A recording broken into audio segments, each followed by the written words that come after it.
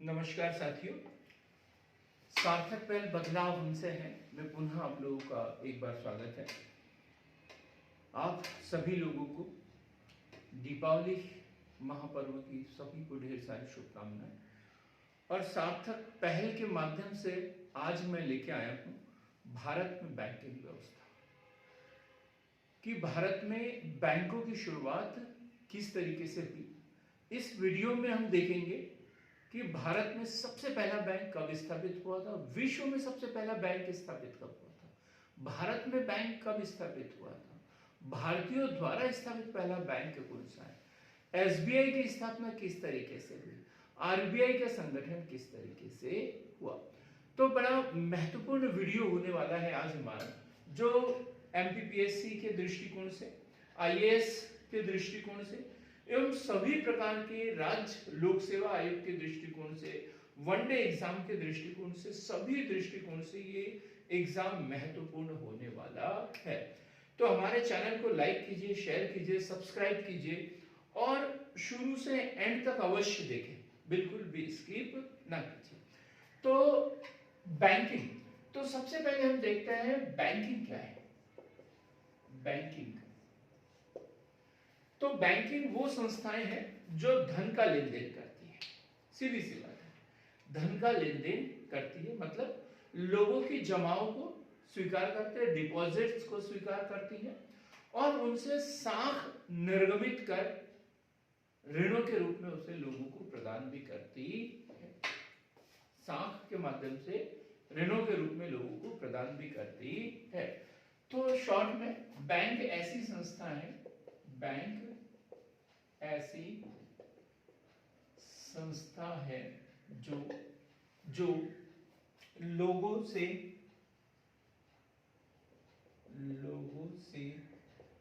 जमा को स्वीकार करती है, लोगों से जमा को स्वीकार करती है एवं उसके बदले साख का सृजन कर ऋणों की व्यवस्था करती है, सबसे पहला क्वेश्चन तो ये बनता है कि साख सृजन क्या है। तो लोगों के लिए ऋणों की व्यवस्था करना, ये साख सृजन कहलाता है। और साख सृजन करना व्यापारिक बैंकों का कार्य है, कॉमर्शियल जो बैंक्स होते हैं उनका कार्य होता है साख सृजन करना या अग्रिम रूप में ऋणों की व्यवस्था करना। अब यदि विश्व में बैंकिंग की बात करें, विश्व में बैंकिंग शायद ही किसी को पता हो। विश्व में जो सबसे पहला बैंक है 1157 और वो भी इटली में। विश्व का सबसे पहला बैंक जो है वो 1157 में खुला था इटली में और नाम था bank of Venice.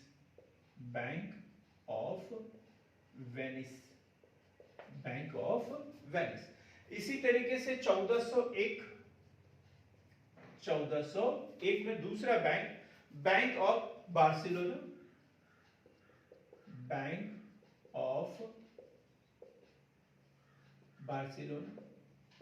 Of Barcelona. तीसरे नंबर पे देखते हैं तो 1407 बैंक ऑफ जेनेवा और इसके बाद में है 1694 बैंक ऑफ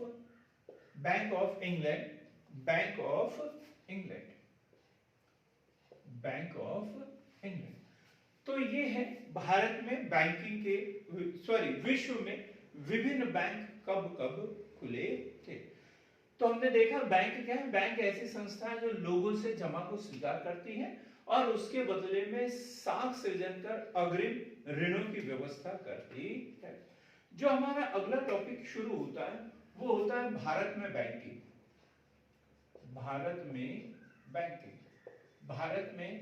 बैंकिंग की शुरुआत कब हुई थी। भारत में बैंकिंग की शुरुआत कब हुई थी। तो जब भारत में बैंकिंग की शुरुआत हुई है उसे हम अलग अलग चरण के रूप में देखेंगे। तो यह है प्रथम चरण। प्रथम चरण तो ऐसे हम देखेंगे भारत में जो बैंकों का विकास हुआ है वो 7 चरणों में हुआ है, जो वर्तमान में जो है 7वें चरण के रूप में हम इसे देखते हैं। तो यहाँ पे 7 चरण की हम बात करेंगे। तो सबसे पहला चरण जो है वो है 1770। 1770 bank of Hindustan. Bank of Hindustan. Bank of Hindustan. और ये थी Alexander and company. Alexander and company. Alexander and company द्वारा ये बैंक की स्थापना की गई थी। और ये जो बैंक है पूर्ण रूप से यूरोपीय बैंक था और इसकी जो शाखा थी वो कलकत्ता में। कहाँ थी? कलकत्ता में।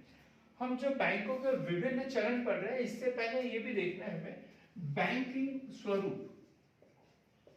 बैंकिंग स्वरूप तो यदि बैंकिंग स्वरूप देखें तो 2 रूपों में मिलेगा हमें। 2 तरीके की संस्थाएं मिलेगी। एक है संगठित और दूसरी होती है असंगठित। संगठित मतलब ऑर्गेनाइज्ड बैंकिंग स्ट्रक्चर। संगठित ऑर्गेनाइज्ड बैंकिंग स्ट्रक्चर। और असंगठित मतलब नॉन ऑर्गेनाइज्ड।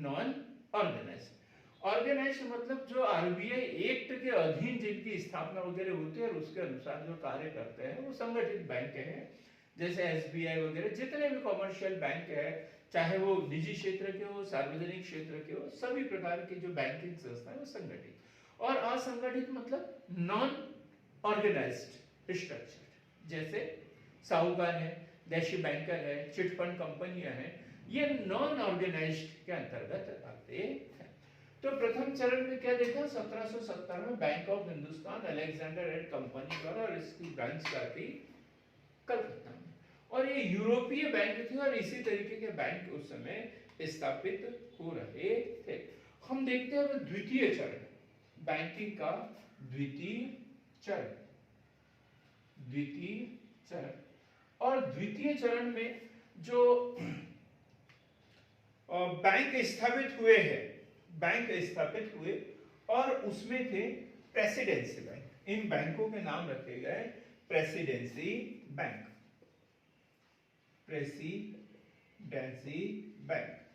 और इसमें 3 बैंक थे, 3 प्रेसिडेंसी बैंक। तो सबसे पहले 1806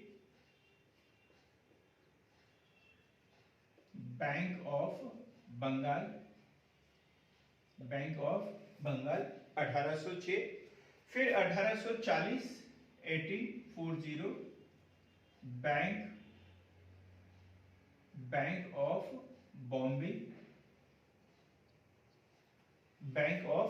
बॉम्बे। और इसके बाद है 1843 1843 बैंक ऑफ मद्रास। तो ये 3 प्रेसिडेंसी बैंक यदि हम देखें तो उस समय भारत में ईस्ट इंडिया कंपनी का शासन, और उनकी 3 प्रेसिडेंसियां थी, एक बंगाल में, एक बॉम्बे में और एक चेन्नई में, जिसे प्राचीन समय मद्रास कहते हैं और उसे चेन्नई कहते हैं। तो ये 3 प्रेसिडेंसियां थी। और ये तीनों बैंक जो थे, तीनों बैंक पूर्ण रूप से सरकार के नियंत्रण में थे। और 1862 तक इन्हें नोट निर्गमन का भी अधिकार था। 1862 तक भारत में नोट निर्गमन का अधिकार था। जब आप हमारा एक वीडियो देखेंगे भारत में कागजी मुद्रा, तो उसमें देखेंगे कि सबसे पहले भारत में कागजी मुद्रा का निर्गमन कब किया था। तो हमारे चैनल को लाइक करते हैं, शेयर करते हैं, सब्सक्राइब करते हैं, तो ये वीडियो बराबर क्रम से आपको मिलते रहेंगे। तो प्रेसिडेंसी बैंक की बात कर रहे थे। 1806 bank of Bengal, 1840 bank of Bombay, 1843 bank of Madras. ये बैंक वस्तुतः सरकार के नियंत्रण में थे, मतलब ईस्ट इंडिया कंपनी के नियंत्रण में थे। अब हम देखेंगे थर्ड स्टेज, तृतीय चरण या थर्ड स्टेज, तृतीय चरण या थर्ड स्टेज के यदि हम बात करें तो इसमें जो राज्य रजवाड़े थे, देसी रियासतें थी, ये प्रेसिडेंसी बैंकों की तर्ज पर इन्होंने स्वयं में बैंकों की स्थापना करना शुरू कर दिया। तो जैसे 1865 1865 Allahabad bank, Allahabad bank 1865 Allahabad bank, 1885 alliance bank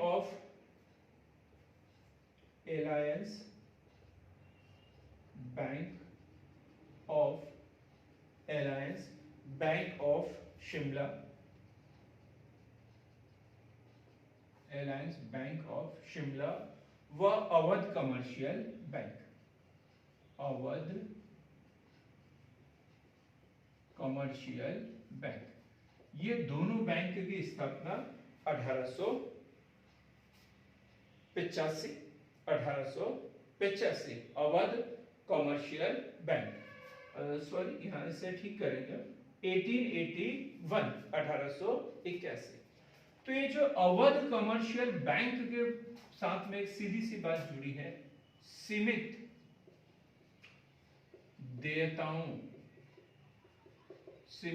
देयताओं के साथ प्रथम भारतीय बैंक, मतलब किसी भारतीय, जो बैंक थे सब यूरोपियन लोगों द्वारा स्थापित किए गए थे, लेकिन ये जो अवध कमर्शियल बैंक जिसकी स्थापना 1881 में हुई थी, सीमित देयताओं के साथ स्थापित प्रथम भारतीय बैंक था। और ये क्वेश्चन बहुत बार एग्जाम में पूछा गया है। फिर है 1894, वो है पंजाब नेशनल बैंक। ये क्वेश्चन भी बहुत बार एग्जाम में पूछा जाता है। भारतीय पूंजी पर आधारित पूर्ण रूपेण प्रथम भारतीय बैंक, 1894 पंजाब नेशनल बैंक। 1901 में देखते हैं, 1901 में people's bank of India, peoples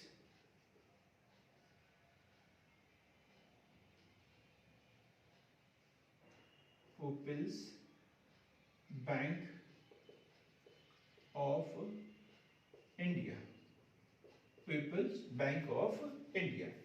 तो कुल मिला के ये जो बैंक थे, ये पूर्ण रूप से जो है देशी जो रजवाड़े वगैरह थे, इनके आधार पर स्थापित ये बैंक थे, इसके आधार पर स्थापित बैंक थे। अब हम देखेंगे बैंकिंग का चतुर्थ चरण, और यहां से भारत में बैंकिंग व्यवस्था की महत्वपूर्ण स्थिति। चतुर्थ चरण। अब यहां पर क्या हुआ, भारत में बैंकिंग के विकास पर जोर दिया जाने लगा। भारत में बैंकिंग के विकास पर अब जोर दिया जाने लगा। क्या हुआ इसमें, और इसका काल यदि देखें हम, तो तब से शुरू होता है जब भारत में बैंकों का विलय वगैरह करना शुरू कर दिया गया था। और ये काल है, चतुर्थ चरण जो है 1913 से 1939, 1913 से 1939। और हम यहां पर बात करेंगे, सबसे पहले जो घटना हुई है वो है 1921 में। 1921 में 3 प्रेसिडेंसी बैंकों का विलय, और नाम क्या रखा? Imperial bank. 3 प्रेसिडेंसी बैंक कौन से? ये जो 1806 में बैंक ऑफ बंगाल, 1840 में बैंक ऑफ बॉम्बे और 1843 तक बैंक ऑफ मद्रास था, जिसे 1862 तक भारत में नोट निर्गमन का भी अधिकार था। 1921 में क्या किया? 3 प्रेसिडेंसी बैंकों, इन तीनों बैंकों का विलय कर दिया गया और उसका नाम क्या रखा? इंपीरियल बैंक या imperial bank of India. Imperial bank of India, imperial bank of India. ये पहला चरण था, ये पहला चतुर्थ चरण में पहले सबसे महत्वपूर्ण घटना कि तीनों प्रेसिडेंसी बैंकों का विलय कर इंपीरियल बैंक का गठन किया गया। अब दूसरी महत्वपूर्ण बात यदि हम इसमें देखें तो क्या है? केंद्रीय बैंकिंग जांच समिति का गठन 1930। 1930 केंद्रीय बैंकिंग जांच समिति, केंद्रीय बैंकिंग जांच समिति का गठन कब? 1930 में केंद्रीय बैंकिंग जांच समिति का गठन। 1934 आरबीआई एक्ट। आरबीआई जब हम पढ़ेंगे, रिजर्व बैंक ऑफ इंडिया, तो पूरा डिटेल में पढ़ेंगे, हम यहाँ पे सिर्फ शॉर्ट में पढ़ते हैं आरबीआई एक्ट कि 1934 में भारतीय रिजर्व बैंक एक्ट बनाया गया और इसी एक्ट के तहत 1 अप्रैल 1935 को आरबीआई का गठन। 1 अप्रैल 1935 को आरबीआई का गठन। बात क्लियर हो गई? ये हमारा चतुर्थ चरण 1913 से 1939। 1921 में क्या किया? 3 प्रेसिडेंसी बैंकों का विलय कर इंपीरियल बैंक ऑफ इंडिया का गठन किया गया। 1930 में केंद्रीय बैंकिंग जांच समिति का गठन किया गया। 1934 में RBI act, reserve bank act बनाया गया और 1 अप्रैल 1935 को उस एक्ट के तहत आरबीआई का गठन किया गया। तो इस तरीके से देखा हमने चतुर्थ चरण में कुछ महत्वपूर्ण घटना। अब हम देखेंगे बैंकिंग का 5वां चरण, पंचम चरण। 5वां चरण, और इसके लिए समय है 1939 से 1946। 1939 से 1946। कोई बड़ी घटना तो इसमें हमारे समझ में नहीं है कि जिसे हम आप लोगों तक शेयर की जाए, लेकिन बैंकिंग का विस्तार, बैंकिंग का विस्तार ये सबसे महत्वपूर्ण है। इसमें जितने भी पहले के बैंक थे सभी बैंकों की शाखाओं में वृद्धि की गई, सभी बैंकों की शाखाओं में वृद्धि की गई। अब हम 6वां चरण पढ़ेंगे जो महत्वपूर्ण है। 6वां चरण जो हम लोगों के लिए सबसे महत्वपूर्ण है, किसी भी एग्जाम के दृष्टिकोण से ये चरण जो है बहुत महत्वपूर्ण है, और यह 1946 से 1991 तक, 1946 से 1991 तक। और इसकी सबसे महत्वपूर्ण विशेषता थी, वो थी राष्ट्रीयकरण। राष्ट्रीयकरण मतलब जो बैंक थे अभी निजी क्षेत्र के अंतर्गत स्थापित थे, अब उनका राष्ट्रीयकरण किया जाना शुरू किया गया। हम बात करते हैं 1 अप्रैल 1935 को आरबीआई का गठन किया गया, तो 1 जनवरी 1949 को राष्ट्रीयकरण राष्ट्रीयकरण किसका? आरबीआई का। आरबीआई का राष्ट्रीयकरण, ठीक। स्थापना यदि आरबीआई की स्थापना कब हुई? 1 अप्रैल 1935 और उसका राष्ट्रीयकरण कब हुआ? 1 जनवरी 1949। अब हम बात करते हैं भारतीय स्टेट बैंक समूह की। भारतीय स्टेट बैंक समूह बड़ा महत्वपूर्ण है, यहां इसे क्लियर करते हैं, ठीक। भारतीय स्टेट बैंक समूह, भारतीय स्टेट बैंक समूह बड़ा महत्वपूर्ण क्वेश्चन होगा ये हमारे लिए। हम देखते हैं, यहां जाना पड़ेगा इसके लिए। तो प्रेसिडेंसी बैंक 1806 में bank of Bengal, 1840 bank of Bombay, 1843 bank of Madras, पूर्ण रूप से सरकार के नियंत्रण में। फिर हमने ये भी देखा कि 1921 में 3 प्रेसिडेंसी बैंकों का विलय किया गया और इंपीरियल बैंक ऑफ इंडिया का गठन किया गया। अब हम बात करते हैं पूर्ण रूपेण भारतीय, पूर्ण रूपेण भारतीय। तो जो भारतीय स्टेट बैंक समूह है, इसके अंतर्गत 8 बैंक, कितने? 8 बैंक, 8 बैंक। और हम बात कर रहे हैं 1955, 1 जुलाई 1955, 1 जुलाई 1955 का इंपीरियल बैंक का राष्ट्रीयकरण, इंपीरियल बैंक का राष्ट्रीयकरण किया गया। और इसके साथ में इस इंपीरियल बैंक का नाम तो क्या रख दिया गया? भारतीय स्टेट बैंक, भारतीय state bank, SBI, state bank of India. RBI अलग है, रिजर्व बैंक ऑफ इंडिया, और एसबीआई अलग है, स्टेट बैंक ऑफ इंडिया। तो इसमें जो है एसबीआई को मिलाकर 8 बैंक थे इसमें, भारतीय स्टेट बैंक समूह में। भारतीय स्टेट बैंक कब? 1 जुलाई 1955 कैसे बना? इंपीरियल बैंक का राष्ट्रीयकरण किया और उसका नाम क्या रखा? SBI, state bank of India. लेकिन इस समूह में 8 बैंक थे, तो एक state bank of Hyderabad, state bank of Hyderabad. दूसरा है state bank of Bikaner and Jaipur, state bank of Bikaner and Jaipur, state bank of Bikaner and Jaipur. State bank of Indore, state bank of Indore, state bank of Mysore,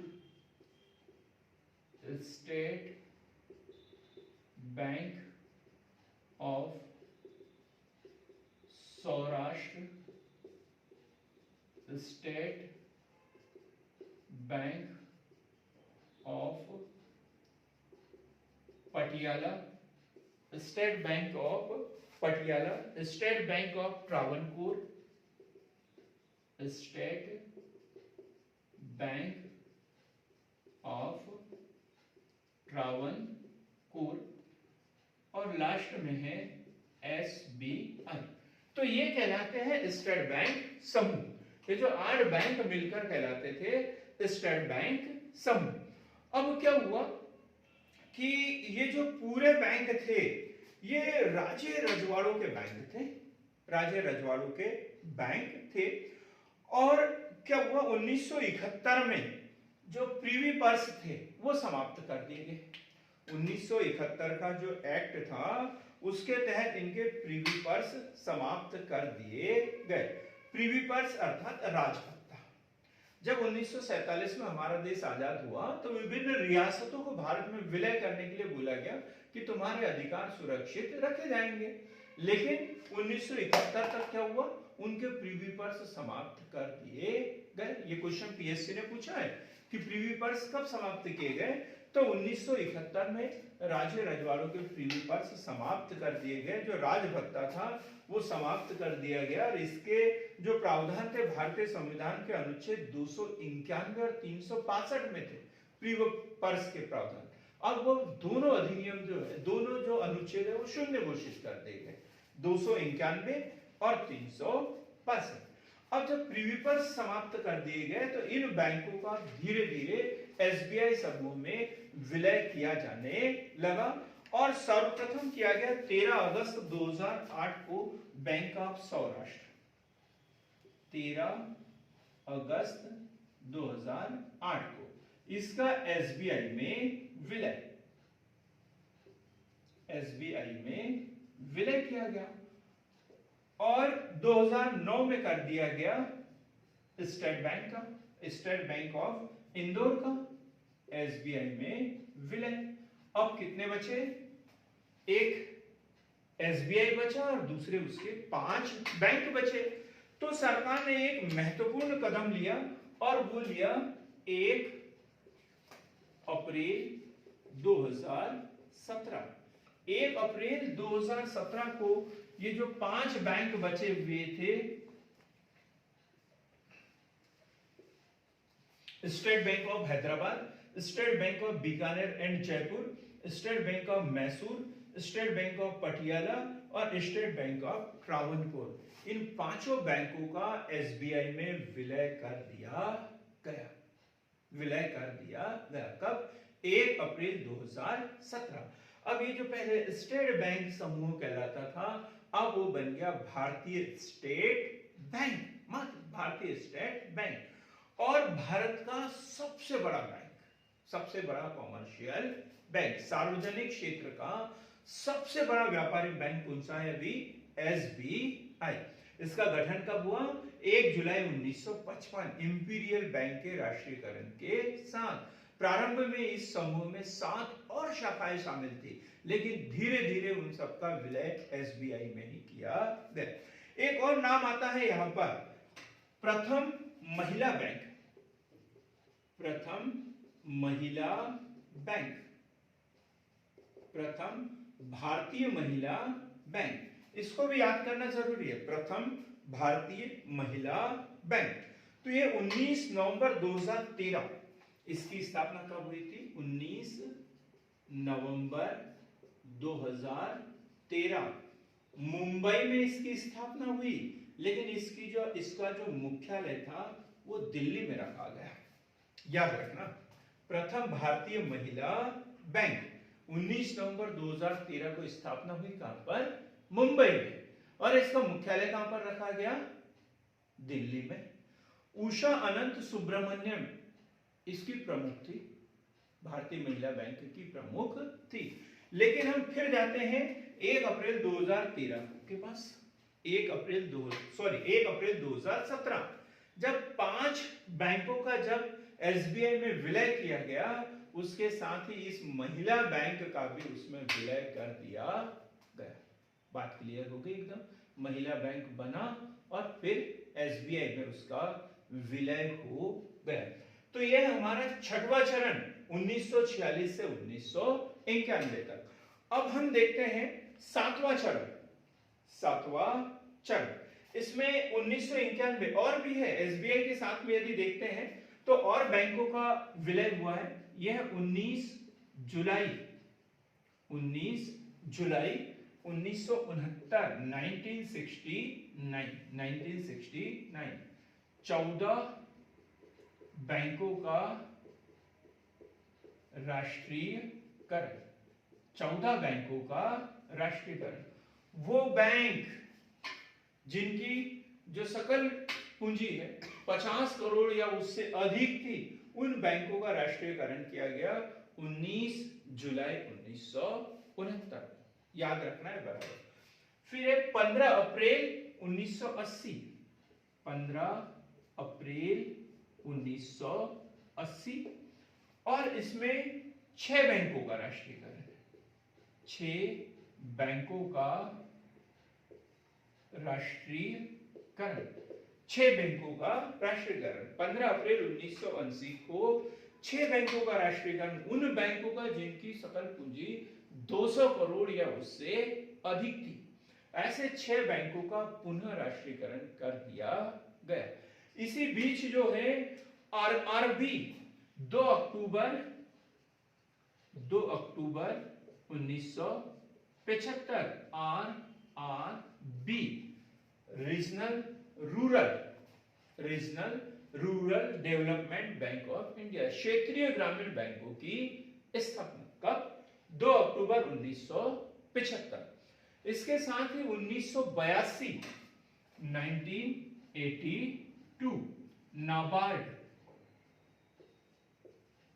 NABARD व एक्सिम बैंक, आयात निर्यात बैंक की स्थापना 1982 में की गई।